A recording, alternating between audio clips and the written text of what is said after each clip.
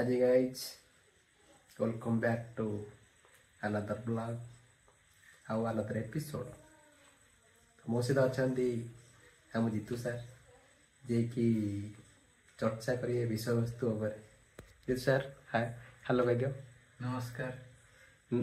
ନମସ୍କାର ପାଟିରେ ଖାଲି, ହାତରେ ଯୋଡ଼ିବ।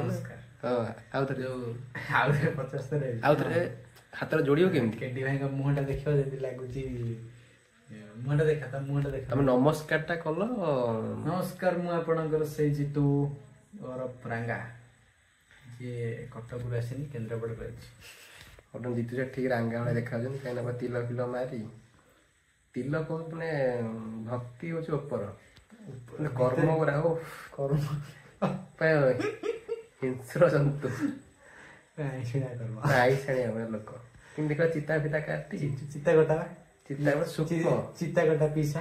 ତ ମୋ ଜିତୁ ସାର୍ ଗୋଟେ ପ୍ରଶ୍ନ ଅଛି, ମୋର ଗୋଟେ ବଢିଆ କ୍ୱେଶ୍ଚିନ୍ଟା ଆଇଲା କି ଗୋଟେ ସ୍ତ୍ରୀ ଲୋକ ଶଙ୍ଖା ସିନ୍ଦୁର ଆଉ କଣ ପିନ୍ଧିଲେ ତାକୁ କହିବା ଆମେ ବିବାହିତ, କିନ୍ତୁ ପୁଅ ବିବାହିତ ବୋଲି ଆମେ କେମିତି ଜାଣିବା? ଜିତୁ ସାର୍ କୁହନ୍ତୁ। ଜାଣିବା, ଆର କମେଡି କିଙ୍ଗ ପପୁ ସାର୍ ଆର ଜବାବ ଦେଇ ସାରିଛନ୍ତି। କେମିତି?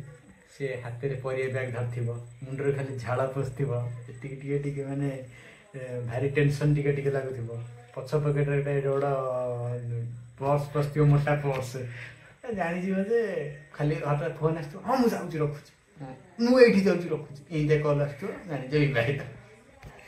ମୁଁ ଆକ୍ଚୁଆଲି ମୁଁ ଆଶା କରିନଥିଲି କି ଏମିତି ଗୋଟେ ସୁନ୍ଦର ଉତ୍ତର ପାଇବି। ଆକ୍ଚୁଆଲି ଏଇଟା ମନେ ଥିଲା, ଗୋଟେ ମୋର ପ୍ରଶ୍ନ ଥିଲା, ଭାବିନଥିଲି ଏବେ ମାନେ ଏମିତି ରାଇଟ୍ ଉତ୍ତରଟା ପାଇବି। ମୁଁ ଆକ୍ଚୁଆଲି ଭାବିନଥିଲି କି ଏମିତି ଗୋଟେ ସୁନ୍ଦର ଉତ୍ତର ପାଇବି। ଜିତୁ ସାର୍ ମୋ ଡାଉଟଟା କ୍ଲିୟର କରିଦେଲେ, ଅତି ସୁନ୍ଦର ଉତ୍ତର ଦେଲେ। ତ ବ୍ଲଗ ଆଗକୁ କଣ୍ଟିନ୍ୟୁ ହବ, ଦେଖିବା ନୂଆ କ'ଣ ଟପିକ୍ ଆସୁ। ଖାଲି ତ ନମସ୍କାର ଆଉ ସୂକ୍ଷ୍ମ ଚିତା କଟା ମାନେ କ'ଣ କହନ୍ତି ନା ନା ଯୋଉ କଥା ଚିକିଣିଆ ତିଲେକ ସରୁ ଜିତୁ ସାର୍ ସେଇଭଳିଆ। ଛୋଟବେଳୁ ସମସ୍ତେ କହୁଛନ୍ତି, ତମେ ନୂଆ କହିଲ। ଠିକ ଅଛି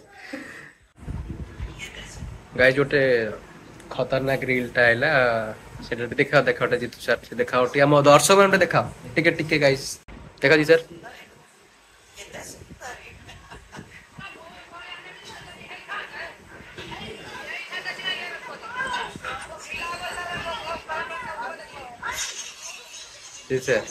କଣ ତମକୁ ଲାଗୁନି ସେ ସୁନ୍ଦରୀ ବୋଲି? ବହୁତ ସୁନ୍ଦର, ବହୁତ ସୁନ୍ଦର, ବହୁତ ସୁନ୍ଦର। ମାଉସୀ ବୁଝିପାରିଲେନି, ମାଉସୀ ଟିକେ ଦୁର୍ବଳ ରହୁଛନ୍ତି ଆଉ, କିନ୍ତୁ ଆକ୍ଚୁଆଲି ପାଉଡର ଠାରୁ ସୁନ୍ଦର। ଗାଇସ୍, ଆମର କଣ ଠାକୁର ଯାହାକୁ ଗଢିଛନ୍ତି ଆମେ କଣ ସୁନ୍ଦର ଗଢିଛନ୍ତି, ଆମେ ଖାଉ ଜିତୁ ସାର୍ ଟମାଟୋ ଦିନ ଦେଖେଇଥିବ। ଗାଇସ୍, ଗୋଟେ ସାଂଘାତିକ ରିଲଟା ହେଇଛି କେବଳ ଆମ ପୁଅ ସବସ୍କ୍ରାଇବର ପାଇଁ। ଯୋଉମାନେ ମୋ ପୁଅ ସାଙ୍ଗମାନେ ଅଛ, ତମମାନେ ପାଇଁ ଗୋଟେ ଖାସ୍ ରିଲ ଆଣିଛି, ସେଇଟା ମୁଁ ଚାହୁଁଛି କି ତମମାନଙ୍କୁ ଦେଖିବାକୁ ଉଦ୍ୟୋଗରେ ଛୁଇଁଛି, ସବୁଆଡେ ଛୁଇଁଯିବ। ଯିଏ ବି ରିଲ ଦେଖି ସାର୍ ତାର ସ୍ପେଶାଲ ଅନମ୍ୟାରେଡ ପୁଅ ଦେଖା ଜିତୁ ଦେଖା। ଆସୁନ ବାହା ହେଇଯିବା, ପୁଅ ହେଲେ ତମର, ଝିଅ ହେଲେ ମୋର। ଗାଇସ୍, ଏଇଟା ଥିଲା ତମମାନଙ୍କ ପାଇଁ ସ୍ପେଶାଲ ଭିଡିଓ। କଣ ତମ ସାଙ୍ଗେ ସେଠି ଯାଅ ଟିକେ ବାହା ଗାଇସ୍, ଯୋଉମାନେ ବି ଚାହୁଁଛ ତମେ ଯାଇପାର, ସ୍କ୍ରିନଶଟ ମାରିକି ଆଇଠି ନେଇଯାଅ, ଯାଇକି ଦେଖ, ଯଦି କଣ ଯଦି ହେଲା ପୁଅ ହେଲା ମିଠା ମିଠା ଦବ ଖାଉଦବ ନା କଣ କହୁଛନ୍ତି ସାର୍? ଠିକ ଅଛି, କଣ ଠିକ ଅଛି କହୁନ କଣ? ମିଠା ଦବା ଆଉ କଣ। ହଁ ଗାଇସ୍, ତମମାନଙ୍କ ପାଇଁ ନେଇ ଆସିଛି ମୁଁ ଗୋଟେ ଆଉ ଗୋଟେ ମୋବାଇଲ ନେବି। ମୋ ସହିତ ଜିତୁ ସାର୍ ନମସ୍କାର, ଦେଖାଅ ଦେଖାଉଛି ଭିଡିଓ ଦେଖାଅ।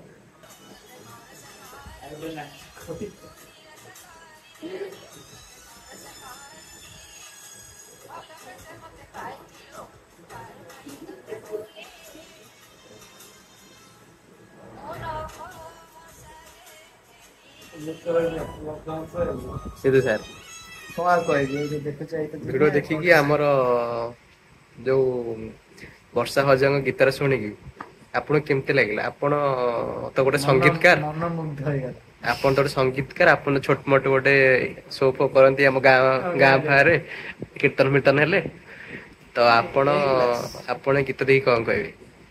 ମନ ମୁଗ୍ଧ ହେଇଗଲା ପୁରା। ଆଉ ଏଇ ଗୀତ ଶୁଣିଲା ପରେ ଆଉ କିଛି ଗୀତ ଶୁଣିବାକୁ ଇଚ୍ଛା ହବନି। ବଢିଆ ଗୀତ। ମୁଁ ବି ଗାଇସ୍, ମୋର ବି ସେମ୍ ପରିସ୍ଥିତି, କାହିଁକିନା ଯୋଉ ବର୍ଷା ଯୋଉ ସୁନ୍ଦର କଣ ଓ ସେତେ ଭରସା କରିଥିଲି ତୁ ଈଶ୍ୱର ଦେଇଦେଲି ନା କଣ? ଏତେ ସୁନ୍ଦର ଗୀତ, ମାନେ ବିଶ୍ୱାସ କରିବନି ଆମର ବହୁତ ବଡ ବଡ କଳାକାର ଅଛନ୍ତି ଗୀତରେ, ସେମାନେ କାଟି ବର୍ଷା ହଜମ କରିକି ଚିକେନ କରିଦିଏ ସେମାନେ। ବର୍ଷା ହଜମ ଗୋଟେ ୟୁନିକ୍ ସିଙ୍ଗର, ଯେମିତି ଅଟରେ ଅଦ୍ୱିତୀୟ, ଅଦ୍ୱିତୀୟ ତାଙ୍କ ଭଳିଆ ଦ୍ୱିତୀୟ ସିଙ୍ଗର ନାହାନ୍ତି। ବହୁତ ସୁନ୍ଦର ଗୀତ ଥିଲେ। ଅଟୋରେ ବସି ସେତେବେଳେ ସେ ଶିଖୁଥିଲେ ଗୀତ ଶିଖୁଥିଲେ ଅଟୋରେ ବସି। ଠିକ ଠିକ, ସେ ବର୍ଷା ଭାଉଜ ଟୁଙ୍ଗୁରୁ ଭାଇ ଠାରୁ ପାଇଛନ୍ତି କଳାଟା ପାଇଛନ୍ତି। ଟୁଙ୍ଗୁରୁ ଭାଇ ହିରୋ, ଇଏ ହିରୋଇନ। ଓଭରାଲ ଗୀତଟା ବେଷ୍ଟ ଥିଲା, ଛୁଇଁଲା ପୁରା ଛାତି। ଏଇପଟେ ବସିକି କୋଉପଟେ ବାହାରିଲା ସେ ଗୋଟେ ଖାଲି ରସଗୋଲା। ଭଲ ଲାଗିଥିଲା।